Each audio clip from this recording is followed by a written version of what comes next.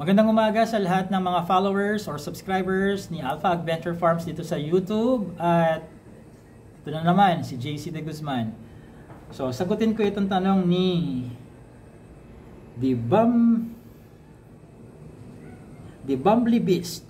Hindi ko alam kung tama yung pronunciation ko. Basta The Bumbly Beast, galing ka sa kanya to. At ikinoment niya doon sa video ko na ang title ay apektado ba ang egg production ng manok if gulay at prutas yung ano ba to? Ipapakain sa kanya. At ang tanong niya ito, good day po sir.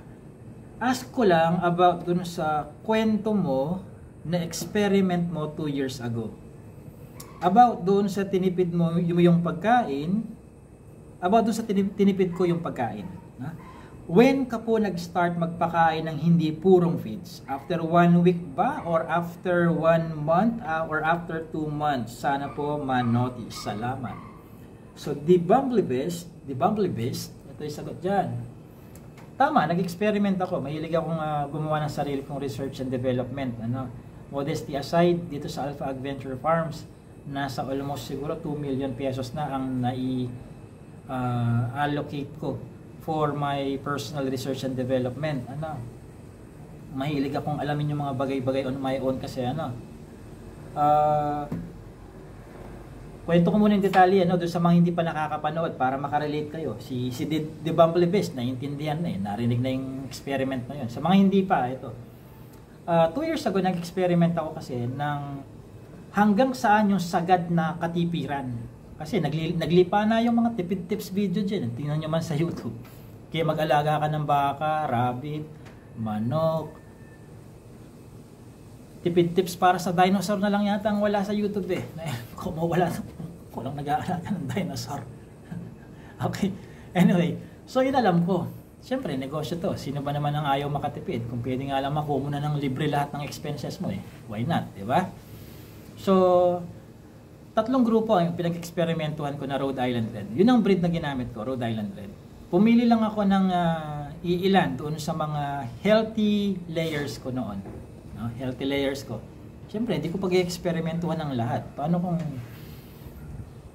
hindi magandang resulta? Titigil production ako 100%. Mali naman yun, di ba? So, 3 grupo. Yung unang grupo, purong feeds. Walang bawas sa kanyang commercial pellets. Second group, binawasan ko ng 20% ng commercial feeds. Ang ipinalit ko sa 20%, samot-sari na, may darak, sapal ng niyog, kung anong available na gulay ang makukuha ko, makukuha ko sa palengke. Hindi consistent yung klase ng gulay, pero yung darak at sapal ng niyog consistent. Okay? Third group, ayan, 50% ko yan. Tinanggal ko yung 50% ng commercial feeds, yung 50% sa darak, sapal ng niyog, at kung ano-anong gulay na, kung ano man meron ng makuha sa palengke. Siyempre, yung unang grupo, walang nagbago sa kanyang egg production. Same pa rin, kasi wala ka naman binago eh. Di ba? Yung second group na 20%, napansin ko, nag-decline yung kanilang egg productivity. Linggo-linggo nababawasan ako ng mga 2%, 3%, hanggang yung pinakamataas nasa 7% yun. 2, 3, 7 yun yung pinakamataas nun. 3 months ko silang inobserbahan. Ang grenadean ko sila sa egg productivity. Parehas ang edad nila ha. Huwag nyo isipin kalakasan ng isang grupo, yung isa naman dumalaga. Baka isipin nyo ganun. Parehas ang edad niyan. Literal kasi galing lang sa isang batch straight run sila. Now, doon sa third group, yun ang malala. Nung una, talagang bumulusok, sudden yung pagdadrop niya, hindi man gradual na hinay, huwag mo akong bibiglayin, may sakit sa puso. Hindi, talagang diretsong pa-decline na ganyan, para kang nag-drawing ng 90 degrees na slope. To the point na literal na nag-stop, wala akong mapulot na. Toward the end of the 3-month experiment, dumating sa point na wala na akong napulot. Ang malala niyan, pumayat sila. Pumayat, tapos nagkasipon pa yung third group. Ganun naman talaga, base rin sa pag-aaral ko, pinag-aralan ko. Kahit naman sa halaman, no? Yung payat na halaman, siya ang pestihin. Di nyo try magtanim ng kalabasa. Try nyo, sige. Tanim kayong kalabasa. Pag payat yan, butas-butas ang dahon yan. No? Sa manok, ganun din. Kapag payat yan, sila sakitin. Kambing, ganun din. O, tao na lang, noong mga panahong mas marami pa akong iniinom na tubig kaysa sa solid. No? Naka-aircon sa college, no? Naka-aircon. Yung mga katabi mo nagpapaypay, tapos ako gusto kong mag-jacket. Bakit? Ay, kulang yung kinain mo, walang energy. Kung sino yung hindi healthy, sila yung lamigin. Ano? Ganun yan, no? Consistent yan. Halaman, hayop, tao, consistent yan. Kung sino yung hindi healthy, siya yung sakitin. So, long story short, yung doon sa third group, definitely ayoko ituloy yun. Bakit? Magnenegosyo pa ako ng palug eh. Walang ganon, di ba? So, it goes to show, hindi mo talaga pwedeng sagarin ng 50%. Tapos iisipin mo, galing-galing ko talaga. No? Nakatipid ako by 50%. Hindi ka nakatipid doon kasi yung itlog di binigay sa iyo. Board and lodging pa niyan sa bahay mo. I-rental nila sa bahay. Chicken house. Labor mo, kuryente mo, vitamins at gamot na papainom mo dyan. Diba? Yung oras mo. Yung nalugi mo, may babalik mo pa yun. Mababawi mo pa in one way or another. Pero yung oras mo, sino ba sa atin dito makakabili ng 1 second? Wala. Wala. So, doon naman sa second group, na naging, alam nyo ba, yung 2%, 3%, 7% na kabawasan doon sa egg production. Alam nyo ba, pag kinonvert natin sa pera, ang laki niyan. No? May kausap nga akong partner kanina, sabi ko, sir, tingnan mo sabi ko gano'n. Kapag itong ating egg selection process na na-improve mo from 90% nagawa mong 95% dahil sumipag na ang caretaker mo na mag-harvest more than twice a day, no? Or dahil nasa oras ng pagpapakain at naging maayos yung quality ng mga eggs, mapaabot natin from 90 to 95%. Tingnan mo kung ilang percent yung may dadagdag sa net profit. Pinakita ko, nag-jump siya significantly yung profit, no? Pag na-improve mo from 85% to 90% ang embryonic development rate, tingnan mo ang jump ng net profit mo.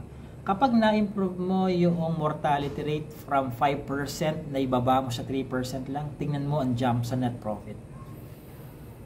Kaya kung sasabihin nyo sa akin na edi ibig sabihin nun yung second group na nag-drop lang ang kanyang egg production by 2%, 3%, at pinakamataas na drop ay 7%, negligible. Pwede mo sabihin yung word na negligible, pero if we're talking about a population by the thousands, yung size ng flock, malaking pera ho yun. Ang 1% sa accounting could be life-changing. Ang 1%. Kaya kapag sa negosyo, huwag mo lang nilalang lang ang 1%. Baka mamaya millions na yung usapan sa 1% na yan. Okay? So, ano nga yun? Ang dami, ang haba-haba ng paliwanag ko, ng balik-tanaw ko. Ano ba sagot ngayon kay Dip? Kaya ano ba yan? Nabubulol ako sa YouTube handle mo. Di ba ang bull beast? Okay? Hindi ko alam tama pronunciation ko. Ano sagot? Ang sagot dito, tinatanong niya kailan magi-start yung kailan magi-start yung i-apply ko ang tipid tips, Ang sagot ko diyan, never magi-start 'yan. Never magi-start para sa mga breeder ko na taga-produce ng mga ibinebenta ko sa inyo as breeders, Pero doon sa mga panghanda, pamigay, pangkarne, yan, tipid tips, pwede 'yan, Pwede mong applyan ng kung ano ang dahon yan, pwede. Pero sa mga ibinebenta ko sa inyo, kung saan ko kinukuha yung mga breeders, walang tipid. Hindi nga tipid tips ang tawag ko dun . Dagdag gastos tips. Paano siya naging dagdag gastos? 100% commercial feeds ang binibigay ko, tapos may pamerienda pa nga ako eh. Nakatipid ka doon, hindi nakatagdag gastos nga yun. Pero, nababawi ko naman doon sa selling price ko syempre. Kalkulado ko na yan. Ano? Kaya ang target market ko nga lang is yung mga willing magbayad ng mahal na manok kapalit ng social na manok. Ha? Yan ang mga target market ko, hindi masa. Baka ihagis pa sa mukha ko ang manok na ganong presyo. Kasi hindi fit yung presyo sa gusto niya, sa kaya niya. At hindi rin naman mag-fit sa akin kung presyong masa pero gano'n ang atensyong ibinibigay ko. Diba? Di na lang ako magtayo ng charity kapag ginawa ko yun. Diba? So, the Bumble Beast. Hindi nangyayari yung tipid tips sa mga breeder pagdating kay Alpha Adventure Farms. Dagdag gastos tips ang nangyayari. Dagdag alaga tips, dagdag gastos alaga tips. Ayan ang nangyayari. Okay? Pwede nyo ulitin yung experiment kung gusto nyo, pero I'm telling you, kapag 50% mo yan, pinalitan mo na lang kung ano-ano yung 50%. Ang problema kasi doon, alam nyo, laman, yes, may laman ang kanyang butchi. Maaaring ganado siya, pumuputok ang butchi. Ang problema mo dyan, hindi guaranteed yung nutritional value ng pinalit mo doon sa commercial pellets. Hindi guaranteed. Fluctuating pa ang nutritional value. Kahit parehong carrot yan, kung mas nabilad na sa araw, yung isang carrot, yung isa mala fresh pa, iba ang nutritional value nun kaysa doon sa nabilad na palanta na, pabulok na. Iba ang nutritional value nun. Okay? Kaya huwag niyo sasabihin, hindi, consistent naman po na kalabasa eh. Consistent naman na repolyo eh. Consistent ba yung freshness niyan?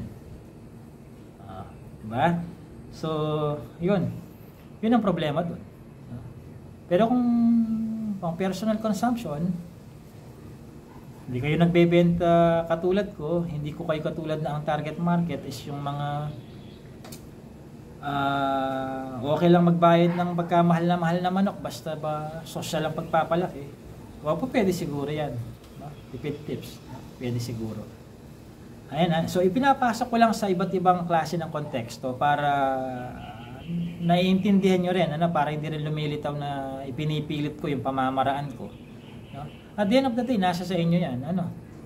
Kung anong gusto nyong gawin sa mga manok ninyo. Basta importante, iayon ninyo doon sa target market nyo yung mga pamamaraan ninyo para hindi kayo magkaroon ng market mismatch. Kasi alam mga social lang mga target mong kliyente, tapos pagpapalaki mo, walang kasosyal-sosyal, baka hamakin pa ang mga manok mo. In the same way, baka social pagpapalaki mo, pero binebenta mo sa mga naghahanap ng presyong pang-adobo, market mismatch na naman yun. Kung nagkataong mainit pa ulo mo sa araw, baka mag-awayan mo pa. So, okay, dapat may market matching lang tayo. Yun lang. Para hindi humaba to, mag-register ka na lang kayo dun sa aking chicken farming seminar. 4 na oras yun. Hindi kailangang upuan nyo ng 4 na oras. Nasa sa inyo kung pa isa-isang oras tuwing Sabado. Nasa sa inyo. Tapos yung isang araw, mag-binge watching kayo. Nasa sa inyo yan. Gawin yung Netflix yung video ko. Mag-register kayo. Nasa description box yung link. Pagka-register nyo within the same day, ma-approve ang account ninyo. Mapapanood na ninyo, tapos yung presentation, magkakaroon din kayo ng access. Kung gusto nyong i-print, print ninyo para kahit nasaan kayo. Kung walang mobile data, video kasi yun, di ba? Online. Kung walang mobile data, edi yung mga print nyo, basahin ninyo. Okay?